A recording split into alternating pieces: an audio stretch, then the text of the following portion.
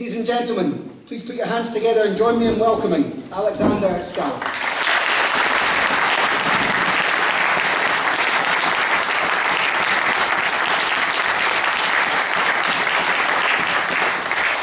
Can everyone hear me all right? Yes. I just want to say thank you very much, Russell, and thank you for those who made that delicious meal, one that Robbie Burns would be truly proud of. Ladies and gentlemen, distinguished guests at the top table here, I'm honoured to be up here giving the toast to our beloved Lassies, and I'm looking forward to seeing what Stella has to say about us Lassies.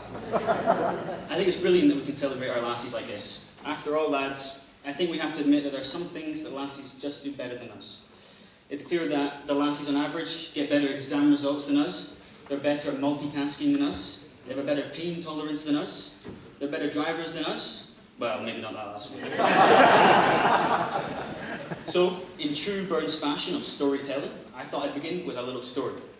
So a young man was walking along the beach in Scotland one day. He suddenly spots this bottle, which has recently washed up on the beach, and it's obvious that it's been tossed around for a long time. He picks up the bottle curiously and notices that it still has its cork intact. So being curious as to what may be inside, he manages to get the cork out, and out pops a genie. After expressing profound appreciation for having been left out of the bottle, the genie grants the benefactor the classic, "One wish and it will be yours." The man says to the genie, "I've always wanted to go to America, but I get seasick on ships and I'm afraid to fly. Would you build me a bridge all the way to America?" The genie replies, "Do you know what you're asking for? Do you know how long the bridge would have to be?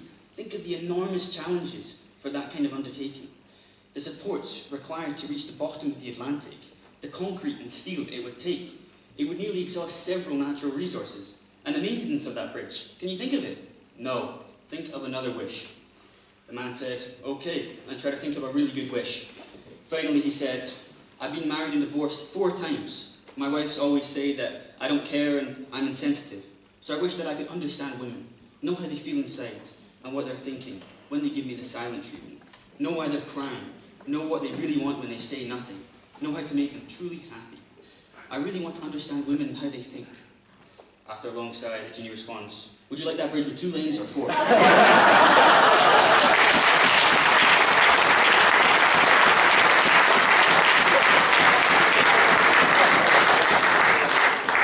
Now, me personally, I seem to just be discovering this world of beautiful lassies, and I can say that I certainly do not have as much experience as good old Robbie Burns in that department.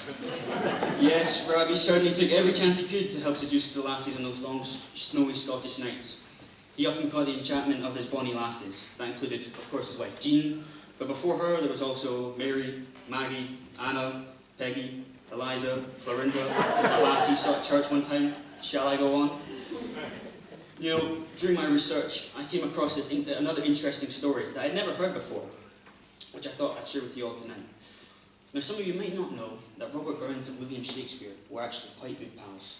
Even though, as I'm sure you all know, there was about 150 years between the two. But for the sake of the joke, let's just say they were great friends. Anyway, it was actually recorded that they were in a local tavern one night, having some drinks and arguing about who's the better poet. The bartender obviously got quite frustrated by this and said, "Right, you two are causing a fuss here." So he decided to settle the argument by the two poets having a wee competition. "William, you go in that room, and Robbie, you go into that room. Both write a poem and come back here in half an hour and I'll tell you who's the best poet. But," he said, "the only condition is that your poem has to end in the word Timbuktu." So, the two rival poets went into their wee rooms, they wrote the best poems that they could, and they came back out when they were finished. The bartender says, "All right, William, you go first." William stands up confidently and says, "As I was walking across the sands, oh what a day it was so grand. The sea was green, the sky was blue, I saw a ship sailed off to Timbuktu." The bartender, nearly in tears by the beauty of Shakespeare's poetry, said, "Think it'll be hard to beat that." So Robbie stands up confidently and says, "Tim and I off we went. We spied 5 maidens in a tent. Because they were 5 and we were 2, I bugged 3 in Timbuktu."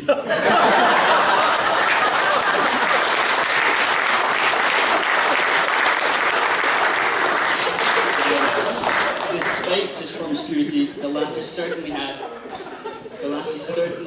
more than a physical attraction for Burns. And he was certainly quite the romantic. I mean, how else does one have such success with the lassies? He once wrote, "Oh, my love is like a red, red rose that's newly sprung in June. Oh, my love is like the melody that's sweetly played in tune. As fair art thou, my bonny lass, so deep in love am I, and I will love thee still, my dear, till a' the seas gang dry. Till a' the seas gang dry. That is certainly quite a long time. This guy was clearly in it for the long term. So it was clear that he held the highest regard for women, and in fact much preferred their company to the company of men, with him writing, "The finest hours that I e'er spent were spent among the lassies." Yes, Burns definitely valued and appreciated the beauty, intellect and humour of our lassies, and would often convey this appreciation through his writing. For one of his lovers, Jean, he wrote, "Something in ilka part o' thee, to praise to love I found, but dear as is thy form to me, still dearer is thy mind." And you know, us lads really should pay attention to the useful advice that Burns would often give us in his writing, especially in Tam O'Shanter, which we'll hear Russell's brilliant rendition of later, where he shows the importance of always listening to your wife. As if Tam had listened to his wife, he would have never gotten into that mess that night. "O Tam, hadst thou but been sae wise as to in thy ain wife Kate's advice, she told thee weel thou was a skellin, a blethering, blustering, drunken blellin, that frae November till October, the market day thou wasna sober, that ilka melder wi' the miller, thou sat as long as thou had siller, that every nag was car a shoe on, the smith and thee gat roaring foo on, that at the Lord's house even on Sunday, thou drank wi' Kirk and Jean till Monday. She prophesied that late or soon, thou would be found deep drooned in doom, or catch wi' warlocks in the murk, by Alloway's old haunted kirk. Ah, gentle dames, it gars me greet, to think her money counsel sweet, her money lengthened sage advices, the husband frae the wife despises." Now the time of Burns was very different for the lassie than it is now. We have made progress, and things are definitely different than they were before. During my research, I found a quote from an esteemed publication, Housekeeping Monthly, from its issue in 1955, which is a bit after Burns' time, so you can imagine what things were like back then. Anyways, this publication tells housewives what they should do upon the return of their husband from work. And it's almost comedic in its ridiculousness. And it goes, "Take 15 minutes to rest, so you'll be refreshed when he arrives. His boring day may need a lift, and one of your duties is to provide it. At the time of his arrival, eliminate all noise of the washer, dryer, or vacuum. Try to encourage the children to be quiet. Listen to him. You may have a dozen important things to tell him, but the moment of his arrival is not the time. Let him talk first. Remember, his topics of conversation are more important than yours. Make the evening his. Never complain if he comes home late, or goes out to dinner, or other places of entertainment without you. Instead, try to understand his world of strain and pressure." What do you think about that, eh, lassies?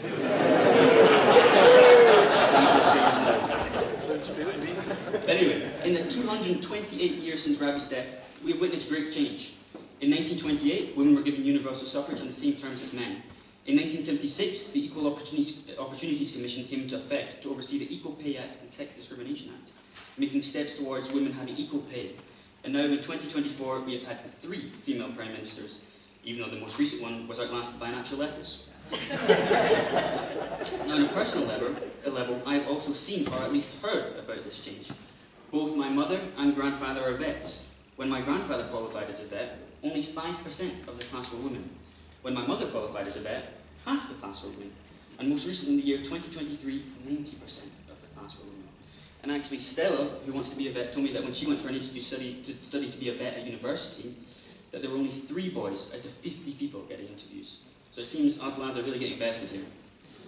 But this is progress, and this is what we must strive to keep achieving. It has been said that if you're walking down the right path, and you're willing to keep walking, eventually you'll make progress. And so it's very important that we keep walking down this right path to have a truly equal and prosperous society. You know, when I was writing this, I tried thinking about a word that perfectly encapsulates the essence of women.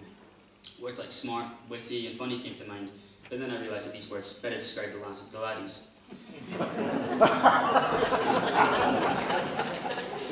But in all seriousness, I felt that the right word for this was love. The lassies have an undying love for so many things. Clothes, jewellery, being right. But all jokes aside, you lassies have so much more of a capacity for love than us laddies. That must be why, if there is a God, he made sure that you were the ones to carry the children of this world. There's no way a laddie could do that. You care so much for everything around you, your capacity of love and your passion for life extend well beyond everything. Us lads must acknowledge that we will ever be in the debt of the fairer sex, as they are our rocks, and the source of our wealth, health and happiness. Even Burns knew that us lads would never match up to the lassies, with him writing, Old nature swears the lovely dears, her noblest work she classes. Her apprentice hand she tried on man, and then she made the lasses. So I ask all the gentlemen here present to be upstanding and raise your glasses in our toast to the lasses. To the lasses.